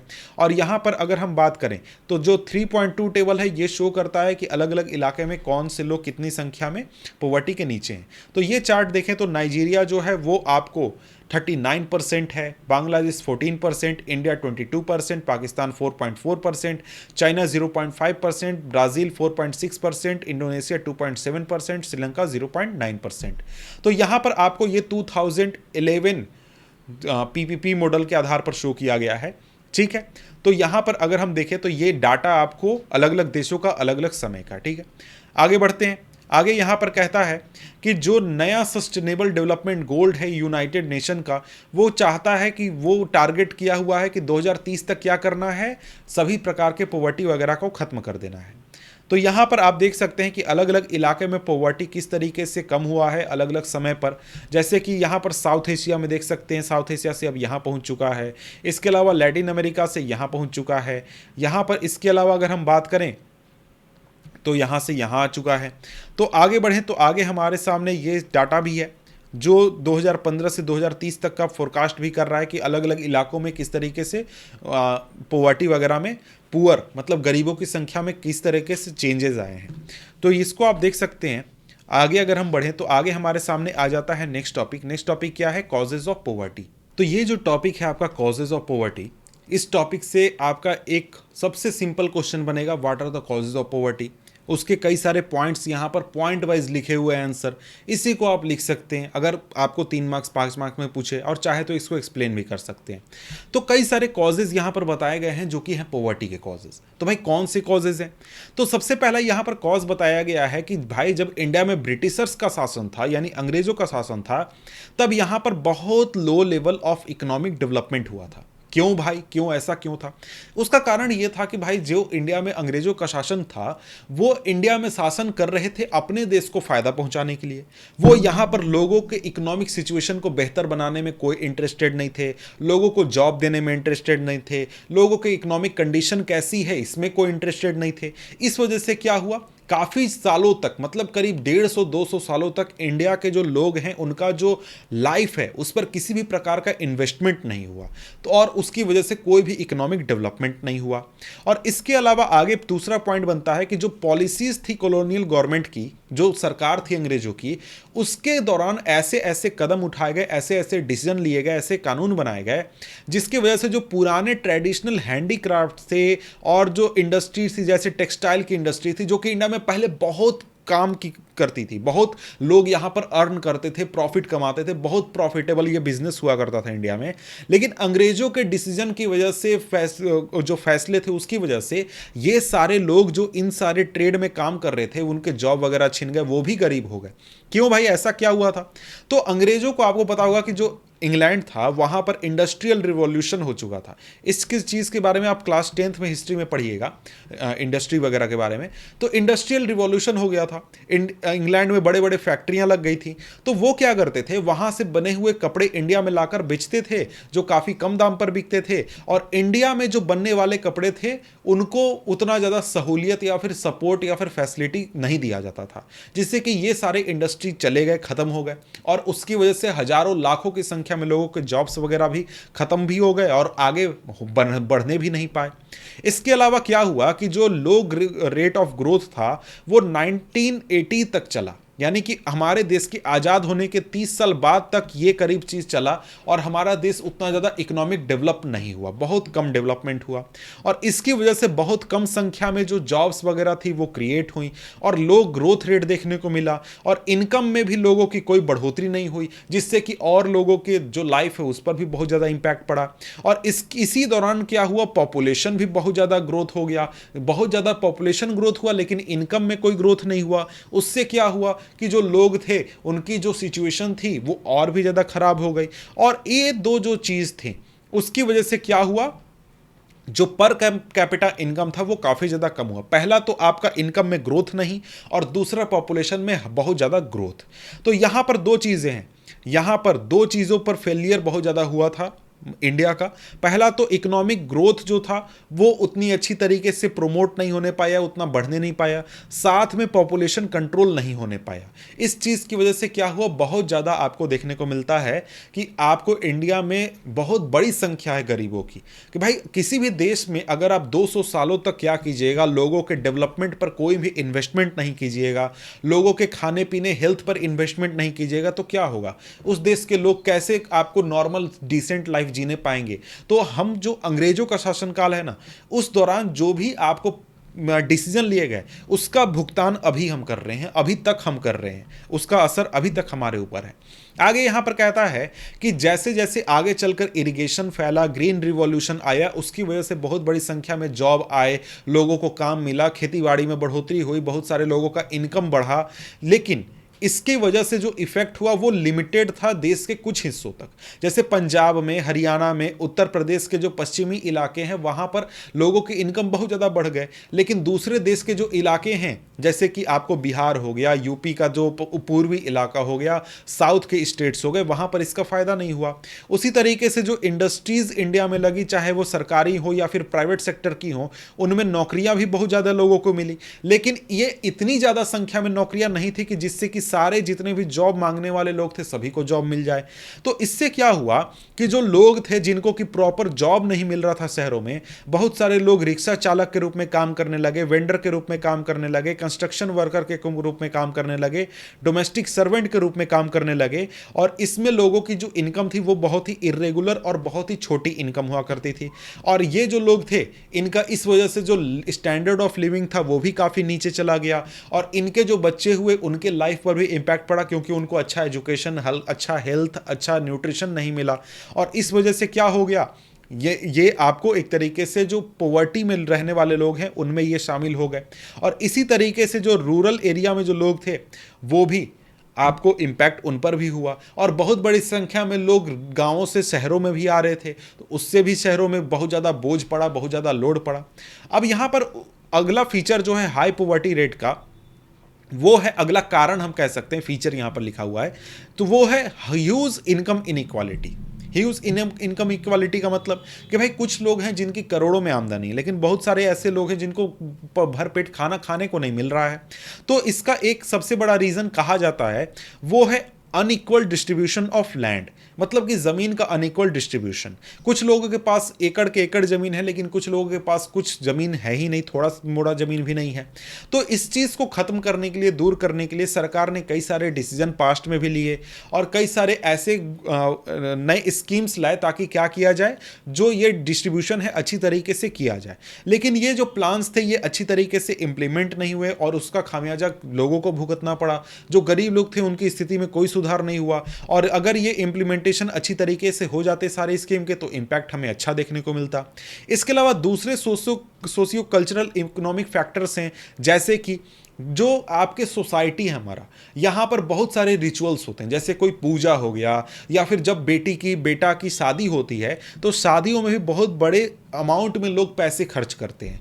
तो इससे क्या होता है, इससे जो गरीब लोग हैं वो अपने जो पैसे वो अपने स्टैंडर्ड ऑफ लिविंग को बेहतर बनाने में खर्च कर सकते थे, वो पैसे वो खर्च करते हैं इन सेरेमनीज में, इन पार्टीज में, या फिर ये इवेंट में, या फिर रिलीजियस फेस्टिवल में। उससे क्या होता है, बहुत सारा पैसा उनका वेस्ट चला जाता है, जो कि वो अपने लाइफ को बेहतर बनाने में लगा सकते थे। दूसरा है कि जो गरीब आपको फार्मर्स हैं, जो रूरल एरियाज़ में जो गरीब फार्मर्स हैं, उनको पैसे चाहिए होते हैं एग्रीकल्चर इनपुट के लिए। यानी जब वो खेती करने जाते हैं तो उनके पास स्टोर्ड इनकम नहीं होता है, यानी कि कैपिटल नहीं होता है, कैश नहीं होता है, तो वो क्या करते हैं, लोन लेकर अपने खेती में पैसे लगाते हैं, जैसे कि फर्टिलाइज़र खरीदने में, पेस्टिसाइड या फिर सीड खरीदने में। अब यहाँ पर जो गरीब लोग हैं ये क्या करते हैं, उधार लेते हैं ये काम करने के लिए। कई बार क्या होता है कि पॉवर्टी की वजह से ये अपने लोन को रिपे नहीं करने पाते हैं, और ये कर्ज में डूब जाते हैं, और जिसकी वजह से क्या होता है, ये अगर नॉर्मल कंडीशन में भी जी रहे थे तो ये अब पॉवर्टी में चले जाएंगे, और पॉवर्टी में है तो स्थिति और भी ज़्यादा खराब हो जाएगी। तो ये इस तरीके से आप कॉजेज ऑफ पॉवर्टी, यहाँ पर जितने भी पॉइंट्स लिखे गए हैं इन सारे पॉइंट्स को आप एक्सप्लेन कर सकते हैं। आगे के बातों को भी आप चाहें तो अगर एक्सप्लेनेशन में पूछे तो आप लिख सकते हैं। अब यहाँ पर बात है कि एंटी पॉवर्टी मेजर्स क्या लिए गए हैं और क्या लेना चाहिए। तो यहाँ पर पॉवर्टी को रिमूव करना जो सरकार है उसकी एक बहुत बड़ी जिम्मेदारी है, और सरकार बहुत एक्टिवली इसमें इन्वॉल्व भी है। तो अभी जो एंटी पॉवर्टी स्ट्रेटजी सरकार द्वारा अपनाई जा रही है वो दो चीज़ों पर फोकस्ड है। पहला तो क्या करना है, इकोनॉमिक ग्रोथ को बढ़ावा देना है। दूसरा क्या करना है, एंटी पॉवर्टी प्रोग्राम चलाना है ताकि एंटी पॉवर्टी को खत्म किया जा सके। और अगर हम बात करें तो जब देश आज़ाद हुआ था उसके बाद अर्ली 80s तक, यानी कि 1980 आते आते तक क्या हुआ था, इंडिया में किसी भी प्रकार का ग्रोथ नहीं हुआ था। कोई भी इनकम ग्रोथ नहीं था, पॉवर्टी में कोई भी रिडक्शन नहीं था, जीडीपी का कोई ग्रोथ नहीं था। मतलब बिल्कुल जैसे 1950 में थे वैसा ही 1980 में भी सिचुएशन था। ऑफिशियल पॉवर्टी एस्टिमेट देखें तो करीब 45% लोग जो थे वो 1950 में गरीबी के रेखा के नीचे थे, पॉवर्टी लाइन के नीचे थे, बहुत एक्सट्रीम पॉवर्टी के कंडीशन में थे। और यही डाटा आपको अर्ली 80s में भी देखने को मिलता है। 1980s में भी इतनी ही संख्या में लोग गरीबी के नीचे थे। और 80s के बाद क्या हुआ कि इकोनॉमिक ग्रोथ इंडिया का काफ़ी ज़्यादा अच्छा होने लगा, और इसकी वजह से क्या हुआ कि इंडिया जो है वर्ल्ड में फास्टेस्ट ग्रो करने लगा।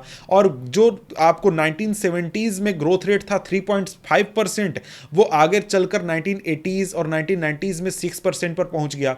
और इसकी वजह से यानी कि हाई ग्रोथ रेट जब हुआ, यानी कि जब जीडीपी में बहुत ज़्यादा एडिशन हुआ, तो उसकी वजह से क्या हुआ कि पॉवर्टी में बहुत ज़्यादा रिडक्शन देखने को मिला।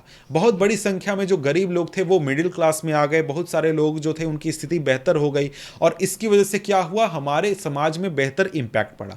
तो इस वजह से हमें पता चलता है कि जब इकोनॉमिक ग्रोथ होता है तब क्या होता है, पॉवर्टी भी खत्म होती है।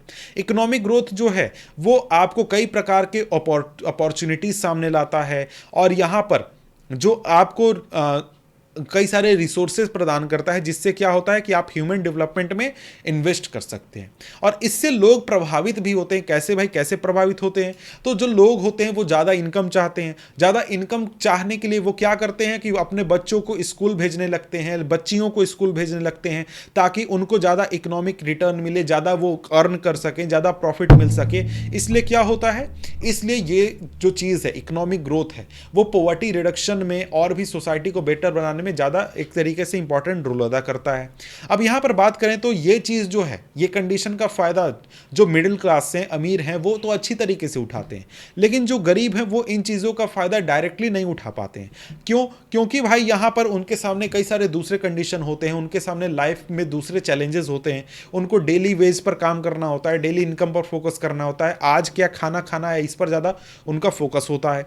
ठीक है, अब यहाँ पर आगे एक और बात कही गई है कि यहाँ पर जो आपको एग्रीकल्चर सेक्टर में जो ग्रोथ है वो उतना नहीं है जितना होना चाहिए, जितना एक्सपेक्ट किया जाता है। और इसकी वजह से क्या हुआ है कि भाई जो पॉवर्टी है वो आपको विलेजेस में काफ़ी ज़्यादा आपको देखने को मिलती है, और अगर एग्रीकल्चर में ग्रोथ हो तो भाई विलेजेस में पॉवर्टी भी कम हो सकती है। और उसमें से बड़ा कारण यह है कि जो पॉवर्टी में लोग हैं विलेजेस में, उसमें बहुत बड़ी संख्या में लोग एग्रीकल्चर के ऊपर डिपेंडेंट हैं। तो इन सर्कमस्टांसेस, इन सिचुएशन को देखते हुए कि जो सिचुएशन यहाँ पर बात हुआ उसमें जो पॉवर्टी है उसको खत्म करने के लिए सरकार ने कई सारे स्कीम चलाए हैं, कई सारे प्रोग्राम लाए हैं। उनमें से एक आपको जो सबसे फेमस स्कीम है, प्रोग्राम है, वो है Mahatma Gandhi national rural employment guarantee act 2005, मनरेगा इसका शॉर्ट में नाम है। इसमें क्या होता है, इसमें जो आपको गांव के इलाके हैं वहां पर 100 दिन का रोजगार, जो भी आपको गरीब व्यक्ति है उसको 100 दिन का रोजगार गारंटी किया जाता है। और इसके साथ ही यहां पर क्या होता है, अगर आप किसी भी व्यक्ति को 100 दिन का रोजगार सरकार नहीं दे पाती है तो उसको भत्ता देती है या फिर मुआवजा देती है। ठीक है, अब यहां पर इसमें और भी चीज़ों को टारगेट किया जाता है कि जैसे कि जो सस्टेनेबल डेवलपमेंट है उसमें कैसे टारगेट हो, तो जो ड्राउट का सिचुएशन है, डिफॉरेस्टेशन है, सॉइल इरोजन है, इनको सॉल्व करने के लिए वहाँ पर सरकार काम करवाती है और उसके बदले लोगों को आपको इनकम दिया जाता है। अब यहाँ पर क्या है कि यहाँ पर जो इनकम है या फिर जो जॉब है उनमें 1/3 जो जॉब है वो महिलाओं को दिया जाता है। और ये जो स्कीम है ये करीब 4,78,00,000 परिवारों को क्या करता है, जॉब प्रोवाइड करता है। और इसमें SC ST वुमेन जो महिलाएं हैं उनको ये आपको काफ़ी बड़ी संख्या में जॉब या फिर काम देने का कोशिश करता है या फिर काम करता है। अब इसमें देखिए अलग अलग समय पर जो सरकार है वो अलग अलग रेट तय करती है कि एक व्यक्ति को एक दिन में कितना इनकम मिलना चाहिए। तो यहाँ पर हरियाणा में सबसे ज़्यादा 281 पर डे है और झारखंड में सबसे कम, बिहार झारखंड में 168 पर डे है। इसके अलावा और भी स्कीम है, मैं स्कीम्स को शॉर्ट में निपटा दे रहा हूँ, शॉर्ट में नाम बताकर। ये दूसरा स्कीम है प्राइम मिनिस्टर रोजगार योजना। ये स्टार्ट हुआ था 1993 में और यहाँ पर सेल्फ एम्प्लॉयमेंट आपको जनरेट करने की कोशिश की जाती है। और इसके लिए क्या किया जाता है कि भाई जो एजुकेटेड यूथ हैं जो कि रूरल एरियाज और स्मॉल टाउन में हैं, यहाँ पर स्मॉल बिजनेस या फिर इंडस्ट्री लगाने में उनको मदद की जाती है।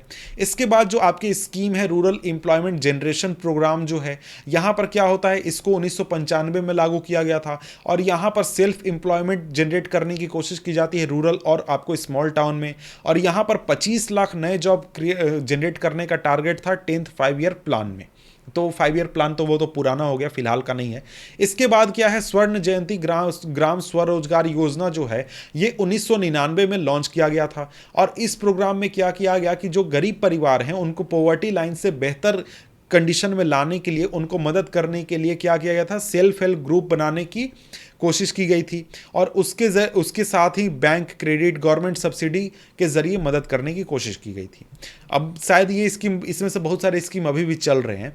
अब इसके बाद है स्कीम प्रधानमंत्री ग्रामोदय योजना, ये 2000 में लॉन्च हुआ था। और इसमें क्या किया गया था, इसमें जो सेंट्रल गवर्नमेंट है वो स्टेट गवर्नमेंट को बेसिक नेसेसिटीज़ के लिए, जैसे कि आपको रूरल शेल्टर हो गया, रूरल ड्रिंकिंग वाटर हो गया, रूरल इलेक्ट्रिफिकेशन हो गया, इनके लिए सरकार स्टेट गवर्नमेंट को मदद करती थी और स्टेट गवर्नमेंट फिर अपने स्टेट में काम करती थी।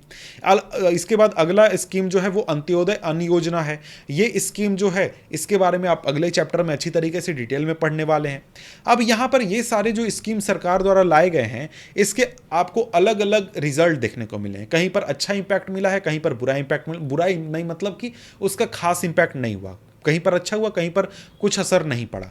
तो इसका रीज़न क्या है? इसका रीज़न यह है कि ये सारे जो स्कीम हैं कहीं पर अच्छी तरीके से लागू किए गए, कहीं पर अच्छी तरीके से लागू नहीं किए गए, प्रॉपर इंप्लीमेंटेशन नहीं हुआ, राइट टारगेटिंग नहीं की गई, मतलब कि किसको फ़ायदा पहुंचाना है नहीं पहुंचाना है इसका टारगेटिंग नहीं हुआ। और इसके अलावा कई सारे स्कीम एक साथ चलाए जाते हैं तो उससे क्या होता है कि कन्फ्यूज़न वगैरह हो जाता है, लोगों तक स्कीम पहुँच नहीं पाते हैं। और इसके साथ ही जो आपको ये सारे स्कीम हैं, इनका बेनिफिट आपको जो गरीब हैं, जो रियलिटी में गरीब हैं, जिन तक फ़ायदा पहुंचना चाहिए उन तक पहुंच नहीं पाता है। इसलिए अब सरकार मेन टारगेट करती है क्या, कि भाई स्कीम पर हमको मॉनिटरिंग लगाना है कि भाई कहाँ हो रहा है, क्या हो रहा है, कैसे काम हो रहा है, इस पर मेन फोकस करना है। अब इसके बाद टॉपिक क्या है, द चैलेंजेस अहेड, आगे क्या चैलेंजेस है। तो यहाँ पर देखिए इंडिया में हमने देखा कि पॉवर्टी जो है पिछले कुछ सालों में काफ़ी डिक्लाइन तो हुआ है, लेकिन इस प्रोग्रेस के बावजूद भी जो पॉवर्टी रिडक्शन है वो इंडिया का सबसे बड़ा चैलेंज है, बहुत इंपॉर्टेंट चैलेंज है। और यहाँ पर हमें क्या देखने को मिलता है कि जो रूरल और अर्बन एरियाज़ हैं और जो आपको डिफरेंट स्टेट हैं उनके बीच में क्या है, आपको बहुत तरीके की डिस्पैरिटीज आपको देखने को मिलती है। कुछ गरीब हैं, कुछ अमीर हैं, लोगों की सिचुएशन अलग अलग है।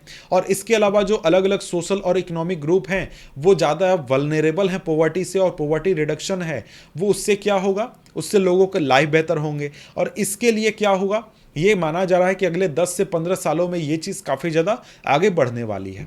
This would be possible mainly due to higher economic growth, increasing stress on universal free elementary education, declining population growth, increasing environment of the women and the economic weaker section of society.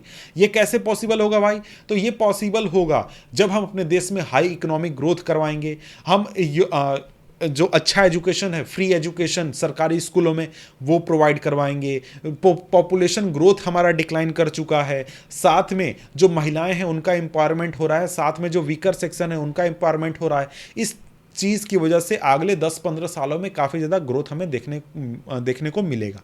आगे कहा जा रहा है कि official definition of poverty however captures only a limited part of what poverty means to the people.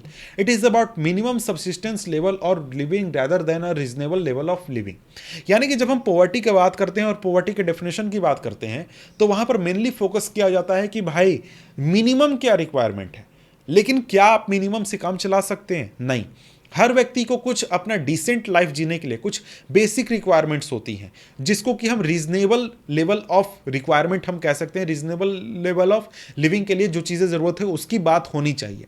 तो बहुत सारे scholar ऐसे हैं वो कहते हैं कि भाई हमें क्या करना चाहिए, ह्यूमन पॉवर्टी पर फोकस करना चाहिए, और हमें सिर्फ पैसे या फिर खाना मिल रहा है या नहीं इस पर नहीं फोकस करना चाहिए।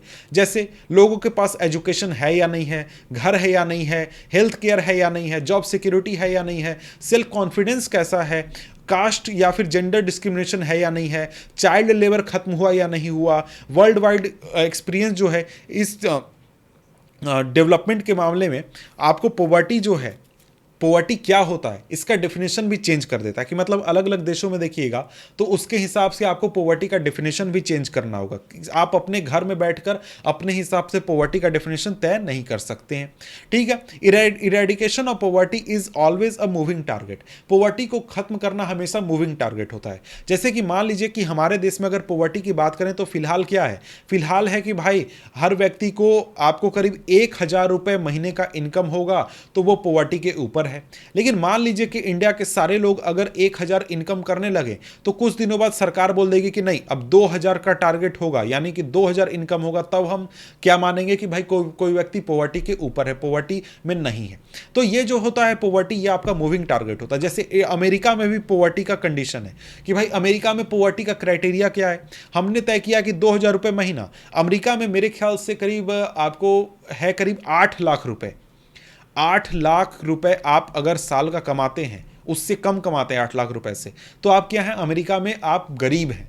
समझ गए, अमेरिका में गरीबी का क्राइटेरिया अलग है। ठीक है, अब यहां पर बात करें तो यहां पर कहता है कि भाई जो लोग हैं उनको हम बेसिक नेसेसिटीज तभी दे सकते हैं जब उनका इनकम एक तरीके से अच्छा हो, मतलब कि उनके इनकम जो है वो काफ़ी अच्छा हो। ठीक है, अब यहाँ पर आगे कहता है कि but the target will move on for the many of bigger challenges that still remain, providing health care, education and job security for all and achieving gender equality and dignity for the poor. This will be even bigger task. यानी कि सिर्फ हमें poverty पर नहीं ध्यान देना है, बल्कि इन चीज़ों के ऊपर भी ध्यान देना है जो कि यहाँ पर डिस्कस किया गया, जैसे health care, education, job security, gender equality, dignity, ये सारी चीज़ें भी हमारे लिए इंपॉर्टेंट होनी चाहिए और इस पर ज़्यादा हमें फोकस करना चाहिए। तो यहाँ पर ये चैप्टर खत्म होता है। वैसे ये चैप्टर काफ़ी बोरिंग था, मेरे ख्याल से आपको भी बोरिंग लगा होगा, क्योंकि इसमें उतना कोई खास आपको टॉपिक चीज़ें नहीं पढ़नी है। ये इसमें जो टॉपिक्स पढ़ने हैं वो आपको आपके लाइफ के आसपास, अपने आसपास जो भी चीज़ें हो रही हैं उससे जुड़ी हुई हैं। अगर आप ऐसे समाज में रहते हैं जहाँ पर आप गरीब हैं या फिर आपके आसपास लोग गरीब हैं, तो आपको पता होगा कि यहाँ पर क्या बात किया जा रहा है, क्या आपको समझाने की कोशिश की जा रही है, और आप में से बहुत सारे लोगों को ऐसे ही समझ में आ रहा होगा। तो ठीक है, तो यहाँ पर इस चैप्टर को खत्म करते हैं। मिलते हैं आपसे हम अगले वीडियो में अगले चैप्टर के साथ। तब तक के लिए गुड बाय।